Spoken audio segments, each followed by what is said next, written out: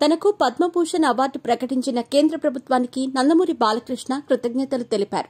వెన్నంటి ఉండి ప్రోత్సహిస్తున్న అభిమానులకు, తనపై విశేష ఆదరాభిమానాలు కురిపిస్తున్న అశేష ప్రేక్షక లోకానికి సదా రుణపడి ఉంటానన్నారు. బిజీగా గడుపుతున్న లైఫ్ లో చిన్న బ్రేక్ తీసుకుని ఎంజాయ్ చేయాలి అనుకుంటున్నారా? అయితే వెంటనే ఆర్వీ వెకేషన్స్ ప్రైవేట్ లిమిటెడ్ ని సంప్రదించండి. మరిన్ని డీటెయిల్స్ కోసం సంప్రదించండి 7997979960. ప్రముఖ టాలీవుడ్ హీరో నందమూరి బాలకృష్ణకు కేంద్రం నిన్న పద్మభూషణ్ అవార్డు ప్రకటించిన విషయం తెలిసిందే.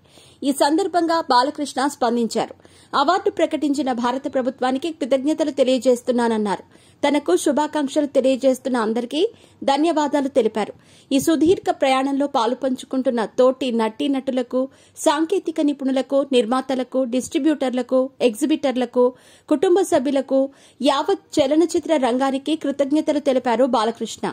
తన తండ్రి స్వర్గీయ నందమూరి తారక రామారావు గారి నుండి ఆయన వారసుడిగా నేటి వరకు వెన్నంటి ఉండి ప్రోత్సహిస్తున్న అభిమానులకు, తనపై విశేష ఆదరాభిమానాలు కురిపిస్తున్న అశేష ప్రేక్షక లోకానికి సదా రుణపడి ఉంటానని భావోద్వేగానికి గురయ్యారు. ఈ సందర్భంగా నా తోటి పద్మ అవార్డు గ్రహీతలందరికీ అభినందనలు తెలిపారు.